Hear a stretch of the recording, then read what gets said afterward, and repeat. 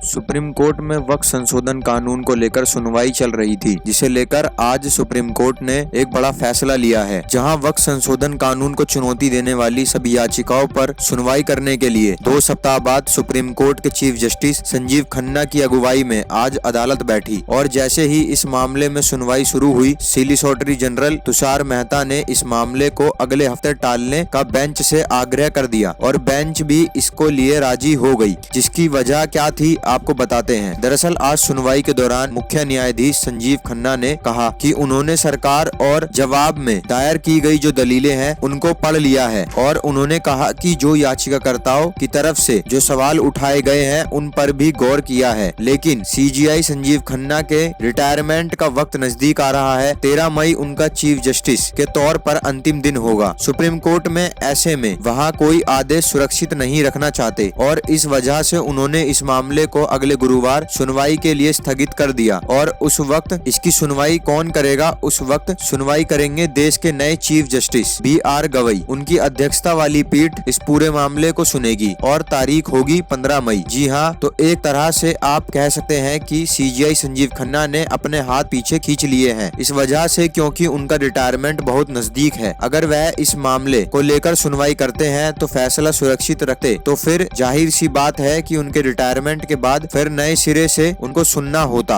इस वजह से उन्होंने इस पूरे मामले की सुनवाई 15 मई तक स्थगित कर दी है और उस वक्त इस सुप्रीम कोर्ट के चीफ जस्टिस होंगे नए जस्टिस BR गवई। उनकी अध्यक्षता वाली बेंच इस पूरे मामले को सुनेगी। इसके अलावा कोर्ट के अंदर क्या कुछ हुआ, वकीलों ने इस बारे में विस्तार से जानकारी दी, सुनिए। बहुत नहीं हो पाया आज, क्योंकि 13 तारीख को चीफ जस्टिस रिटायर हो रहे हैं। उन्होंने कहा कि आप लोगों ने जो फाइल किया है दोनों तरफ से, दोनों पक्ष ने जो फाइल किया है मैंने वो सब देख लिया है, तो इस पर हमको थोड़ा सा विस्तार की सुनवाई करनी पड़ेगी। तो आप बताएं कौन सा दिन ठीक रहेगा। तो वो दिन निकालने में ये हुआ कि उस दिन तो आप किसी और बेंच में बैठेंगे, जो लास्ट डेट होता है, ये होता वो होता, तो होते होते वो 15 तारीख के लिए तय हुआ है कि 15 तारीख को इसकी सुनवाई होगी। अब बेंच का जो एश्योरेंस था उसको लेकर क्या होगा? एश्योरेंस तो रहेगा, एश्योरेंस तो रहेगा जब तक इसकी सुनवाई नहीं हो जाती तब तक एश्योरेंस तो रहेगा। बिकॉज आइडिया ये था कि उन्होंने एश्योरेंस दिया है, उस एश्योरेंस पर ही इसको स्थगित किया गया था और वो जब तक सुनवाई नहीं हो जाती वो एश्योरेंस रहेगा। सुनवाई होने के बाद फिर जो भी दूध का दूध पानी का पानी होना है वो हो जाएगा। इस एक्ट में जो दूसरी बहुत सारे चीज़ें हैं सर जिस पर रोक नहीं है, उस पर कार्रवाई जैसे कहा जा रहा है डिमोलिशन और दूसरी जो चीज़ें हैं उसको लेकर अगर सरकार अगर सरकार कुछ करना चाहती है तो सरकार करेगी, लेकिन जहाँ पर जो मुख्य बात है, जो ख़ास बात है, जो जिसमें अमेंडमेंट किया गया है, जब वही उसी पर कोई कार्रवाई नहीं हो सकती तो औरों पे क्या करेंगे? जब आप जो उसकी जो वो है मेंबरशिप है उसमें अभी कोई आप परिवर्तन नहीं कर सकते, तब्दील नहीं कर सकते हैं, तो उस पर रोक हो या ना हो क्या फ़र्क पड़ता है। दूसरी बात जो रजिस्ट्रेशन का जो कि ख़ास विशेष समस्या है कि वक्फ बाय यूज़र पे जो रजिस्टर्ड नहीं है उनको वक्फ बाय यूज़र नहीं माना जाएगा। उस पर भी जब सरकार की तरफ से ये आ गया है, ये बात आ गई है कि हम उसमें कोई स्टेटस में कोई परिवर्तन नहीं करेंगे, तो अब कोई ऐसी बात बची ही नहीं है, कोई बात बची नहीं। लिमिटेशन एक्ट का है मामला, तो उस पर तो ना रोक लगी ना किसी ने कुछ कहा है अभी। तो लिमिटेशन एक्ट में हो सकता है कि आप कोर्ट के सामने जाएं और लिमिटेशंस आड़े आता हो तो कोर्ट उस पर सुनवाई ना करे, वो अलग बात है। तो कोई छोटी छोटी बातें हैं वो चलती रहेंगी, लेकिन सब लोग समझते हैं कि जो मुख्य बात है जब तक वो तय नहीं होती तो उससे प्रभावित जो भी बातें होती हैं उन पर भी यही माना जाता है कि इसको स्थगित करें, इसको बाद में सुनेंगे। आज 3 जजेज ऑनरेबल 3 जजेज बेंच जिसकी अध्यक्षता माननीय मुख्य न्यायाधीश कर रहे थे उनकी बेंच में सूचीबद्ध हुआ, लेकिन आज उनका ये कहना था चूंकि उनका रिटायरमेंट है 14 तारीख को, इसलिए उन्होंने जो नए चीफ जस्टिस हैं उनके समक्ष यानी कि जस्टिस गवई के समक्ष इस मैटर को सूचीबद्ध करने के लिए आज आदेश पारित किया है। अब इस पूरे मामले की सुनवाई 15 मई को होगी और नए बेंच के समक्ष होगी। सर उन्होंने ये भी कहा कि हम इस जो हलफनामे आए हैं उन्हें पूरी तरीके से गहराई से नहीं पढ़ पाए हैं, इसे बिल्कुल उन्होंने ये कहा कि ये पूरे मामले की विस्तार से सुनवाई करने की जरूरत है। और एक बात जरूर था कि जो मुस्लिम पक्ष के जो वकील थे उन्होंने अंतरिम आदेश की बात की, उन्होंने कहा कि नहीं इसमें कोई जल्दीबाजी नहीं है, अंतरिम आदेश और जो मेन पिटीशन सारे मामलों पर सुनवाई आज जो नई बेंच होगी वो तय करेगी और उनके हिसाब से फिर आगे सुनवाई चलेगी। आज तो कोई सुनवाई अब नहीं? आज बिल्कुल कोई सुनवाई नहीं हुई। उन्होंने 15 तारीख की तारीख मुकर्रर कर दी सर, है। पिछली तारीख पे जो सरकार ने, केंद्र ने जो अश्योरेंस दिया था कोर्ट को कि भाई डिनोटिफाई नहीं होंगी प्रॉपर्टीज और कोई नई अपॉइंटमेंट नहीं होगी काउंसिल में, क्या बिल्कुल आज उस विषय पर कोई चर्चा नहीं हुई है। वो डिनोटिफिकेशन या अपॉइंटमेंट के मुतालिक आज कोई चर्चा नहीं हुई है। माननीय मुख्य न्यायाधीश ने कहा कि उन्होंने काउंटर की भी पूरी जो गहराई में जाकर के अध्ययन नहीं किया है, इसीलिए जब आगे सुनवाई होगी तो फिर मामले पर पूरी। क्या माना जाए सर, वो व्यवस्था यथावत रहेगी या उसमें कोई? नहीं, जो पिछली तारीख पर जो व्यवस्था की गई वही व्यवस्था अगली तारीख तक चलती रहेगी। देखिए, आज जो है चीफ जस्टिस साहब ने इसमें नई बेंच बनाने के लिए कहा है, तो 15 को नई बेंच बनेगी। अब उसमें क्योंकि उन्होंने ये भी कहा है कि जो एफिडेविट सरकार ने दिया है, हमने वो ठीक से पढ़ा नहीं है क्योंकि वो रिटायर हो रहे हैं। उन्होंने कहा है तो नई बेंच इसको सुनेगी, जस्टिस गवई की अध्यक्षता में वो सुनेगी।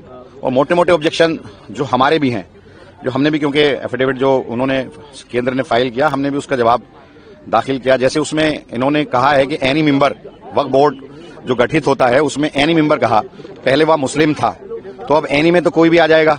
तो पहले वो मुस्लिम था, मुस्लिम एमएलए, मुस्लिम एमपी, मुस्लिम बार काउंसिल, मुस्लिम मुतवल्ली, तो ये था, तो इन्होंने वो खत्म करके एनी कर दिया। दूसरा, जो नेशनल वक्फ काउंसिल है उसके अंदर 20 मुस्लिम एमएलए हुआ करते थे, 20 मुस्लिम मेंबर हुआ करते थे, अब 20 को हटाकर इन्होंने 22 कर दिया। 10 मुस्लिम होंगे और 0 to 12 जो है वो एनी कोई भी होगा। तो ये वहां हमारी इन्होंने तादाद कम की। दूसरा, डीएम, अगर सरकार किसी भी वक्फ प्रॉपर्टी को खड़े होकर के अगर ये कह दे गवर्नमेंट लैंड है तो वो गवर्नमेंट लैंड मानी जाएगी। दूसरा, जो डीएम को इन्होंने पावर दी है वो ये दी है कि रेवेन्यू रिकॉर्ड का नेचर वो चेंज कर सकता है। तो किसी भी प्रॉपर्टी को रेवेन्यू रिकॉर्ड में, अगर वो वक्फ की है तो वो रेवेन्यू रिकॉर्ड में उसके नेचर को चेंज कर सकता है, तो वो हमें ऑब्जेक्शन है। तीसरा एक ये है कि भाई इनका अगर किसी भी प्रॉपर्टी में डिस्प्यूट क्रिएट हो गया तो पहले दिन से उसका जो वक्फ का नेचर है वो खत्म हो जाएगा। जबकि ये है कि भाई अगर वो डिसाइड होता है, अगर वहां मस्जिद है, नमाज हो रही है, तो पहले दिन से अगर वहां डिस्प्यूट क्रिएट हुआ तो ये उस दिन से वहां नमाज बंद हो जाएगी, कब्रिस्तान में दफीना बंद हो जाएगा, उसको गवर्नमेंट लैंड ट्रीट किया जाएगा। जबकि होना यह चाहिए कि अगर उस पर कोई डिस्प्यूट है और जब तक के कोर्ट का आखिरी वर्डिक्ट नहीं आता, फैसला नहीं आता, तब तक वहां उसका नेचर चेंज नहीं होना चाहिए जो अभी तक होता था। अगर नमाज वहां हो रही है तो नमाज होती थी, दफीना वहां हो रही है दफीन, तो कोई भी डिस्प्यूट क्रिएट कर देगा। तो ये मोटे मोटे जो हैं, और वक्फ बाई जो यूजर है हमारा उस पर ऑब्जेक्शन है ही, मेंबर जो बोर्ड का कॉन्स्टिट्यूशन है उस पर है ही। तो अब कोर्ट ने कहा है, आज जज साहब ने ये कहा है कि जो रोक चली आ रही थी वो ऐसे ही रहेगी, कोई उस पर छेड़छाड़ नहीं करेगा, लेकिन नई बेंच उसको सुनेगी। हाँ, सुप्रीम कोर्ट इसको डिटेल सुनना चाहती है क्योंकि इसके अंदर इन्होंने बहुत सारी बातें जो उन्होंने एफिडेविट दिया और हमने काउंटर एफिडेविट दिया, हमने उसको कंट्राडिक्ट किया है। जो बातें वो बोल रहे हैं वो हुआ नहीं। आप पूरी की पूरी प्रोसीडिंग उठाइए, उसके अंदर सब चीजें दिखाई देंगी। जेपीसी के बारे में जो बोल रहे हैं, जो प्रॉपर्टीज के बारे में जिस तरह की बोला जा रहा है, आपके पास रिकॉर्ड कहाँ है? आज 2013 से पहले तो रिकॉर्ड रखने का सारा जिम्मेदारी स्टेट गवर्नमेंट की थी, तहसील के अंदर मिलता था, वक्फ बोर्ड के पास मिलता था। आपके पास तो कोई ऐसा मैकेनिज्म था नहीं।